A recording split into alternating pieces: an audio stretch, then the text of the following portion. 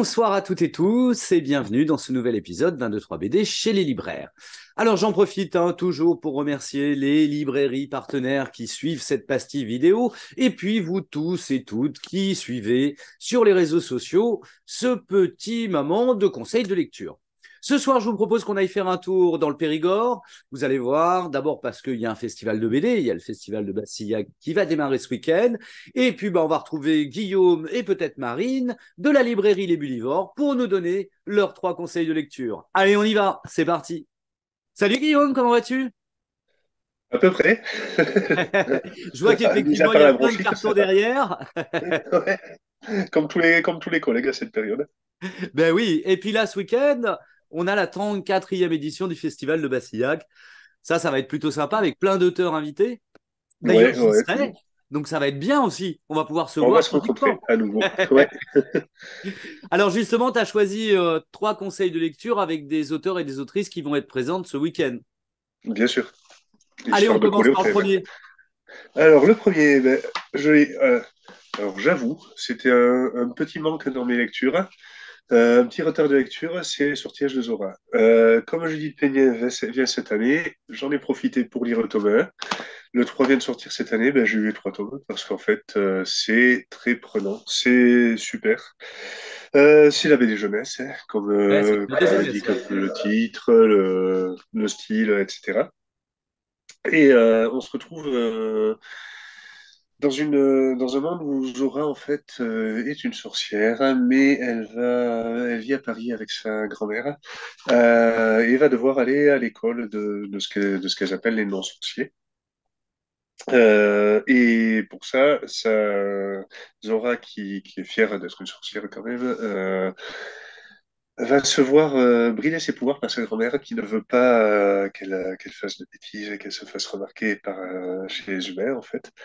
Voilà, sauf que Zora n'accepte pas trop le look plutôt vieux jeu qu'il crée ce bridage de ses pouvoirs puisque ça lui fait des petites tresses mignonnes, elle a un look à l'ancienne, voilà, qui va tout de suite lui attirer des remarques au collège.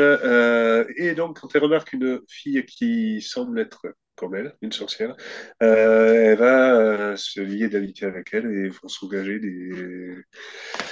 des aventures en fait qui vont aller. Alors là, je raconte le début, le premier Ouais. tome, Mm. parce que ça va aller de plus en plus loin en fait. C'est une histoire qui se suit, qui est vraiment de plus en plus prenante, avec un côté parfois sombre, beaucoup d'humour malgré tout. Mm. Voilà, c'est très très réussi. Le troisième était sorti cette année. Voilà, on est vraiment sur quelque chose de régulier dans les parutions. Ouais. Et le troisième ne conclut pas la série encore. Non, du tout. Voilà. Mm. Du tout, du tout. J'étais allé jusqu'au 3 en espérant, puis non. Et non, il y aura une Donc, il va suite. falloir attendre. Donc Et les voilà. sortilèges de Zora, très bien.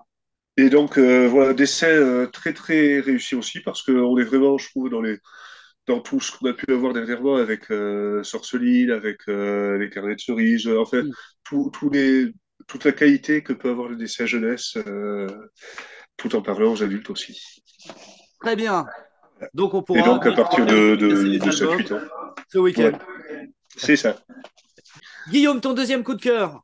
Mon deuxième, donc plus adulte, on va passer sur Boris Bazelin, qui sera aussi à Massiac, donc, avec Peter Dillon, l'énigme La Pérouse, chez Glénat, sorti, il me semble, il y a 2 ans, Oui. et qui va parler en fait de ce Peter Dillon, ce navigateur franco-irlandais du début du 18e, qui, en faisant escale non loin de Vanikoro, va tomber sur une relique qui va le conduire un peu sur la piste de la Pérouse. La Pérouse, c'est donc ce navigateur français qui était parti dans les îles très longtemps auparavant, en fait très longtemps, une quarantaine d'années avant Oui. ce récit-là, et qui a disparu en 1880, en 1787 environ, au large de Vanikoro. On a retrouvé enfin avec l'astrolabe et la boussole.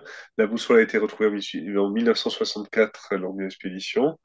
Et Peter Dillon, lui, en tombant sur une relique qui pouvait appartenir à la Pérouse, va commencer à rechercher l'astrolabe, les corps des marins ou autres pour essayer de comprendre ce qui s'est passé. C'est vraiment un récit qui est passionnant, C'est un one-shot. Avec un dessin.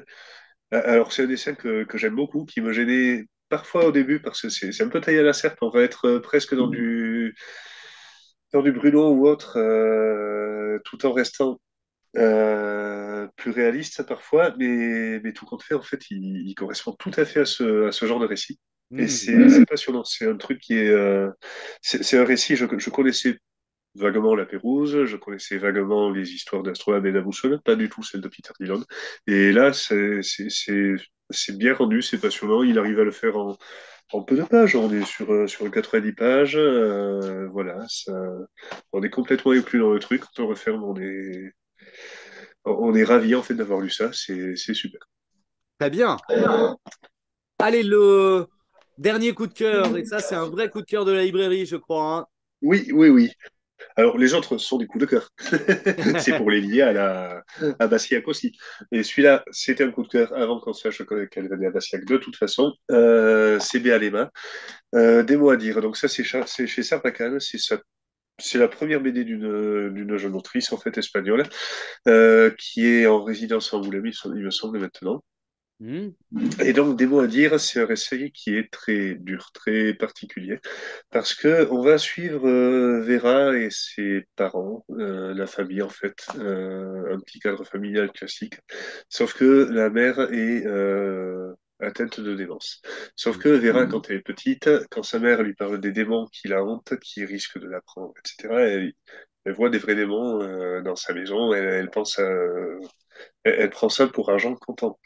Sauf en grandissant, ben, les démons, ils n'existent plus, le Père Noël non plus, etc. Donc, elle va commencer à observer sa mère d'une autre façon et comprendre que celle-ci est atteinte d'une réelle fragilité, d'une réelle démence qui va la ronger petit à petit. On suit dans le même temps le mari qui ne sait pas exactement quoi faire non plus. Il se retrouve très en retrait. Il arrive plus à savoir quoi faire. C'est un récit très dur. On va apprendre petit à petit aussi par des flashbacks, ce qui pourrait expliquer d'une certaine façon l'état psychologique de la mère de Vera. Et ce récit est super. Il est agrémenté en fait en quelque sorte de broderie. Parce que c'est fait la plupart des flashbacks sont faits à partir de broderies. La couverture aussi, ça se voit. Sarbacane a vraiment bien reproduit le truc parce que chaque page de broderie, on voit la trame Hmm. du tissu. On voit absolument tous les points d'aiguille et tout ça, c'est super. Et ça apporte quelque chose au récit de vraiment euh, impressionnant, je sais pas comment dire. On se retrouve dans un objet déjà, et puis aussi dans cette vie difficile et Difficile. compliquée, mais en même temps, voilà, dans aussi le fait de devoir se sortir. Le reste du livre est en dessin, c'est pas que de la broderie non plus, Hmm. mais c'est vraiment ouais. Et c'est un one shot, c'est un premier récit. Il est vraiment prenant. Alors j'avoue, dans cette librairie, on est beaucoup plus marqué par les récits durs que par les récits joyeux. Je ne sais pas si c'est le cas de tout le monde, mais en tout cas, nous, c'est vrai que ça nous marque beaucoup plus. Celui-là nous marque beaucoup. En fait, c'est vraiment l'un des beaux récits de cette année. De cette année-là. Hmm. Ouais. Eh ben écoute Guillaume, je te remercie beaucoup pour ces 3 conseils de lecture et puis on se retrouve à partir de vendredi soir dans le Périgord. Ça me fait bien plaisir de revenir. Ouais, ben, ça sera un plaisir de t'accueillir à nouveau. Alors c'est vrai qu'en plus avec un invité d'honneur assez majestueux, hein, puisqu'il s'agit de Lorenzo Mattotti, pas mal Oui, d'expositions qui sont prévues et puis des rencontres, hein, puisque j'en animerai une aussi le dimanche. Donc ça va être super. oui. Avec Marie et Manon, c'est ça? Voilà, tout Ma- à fait, avec Marie Maryse et Bardiou et Manon Jean-François. Kerfrieden, ouais. Ah, ouais. Ah non, non, je suis avec Maryse et Jean-François Charles. Ah, Voilà. excuse-moi. Bon.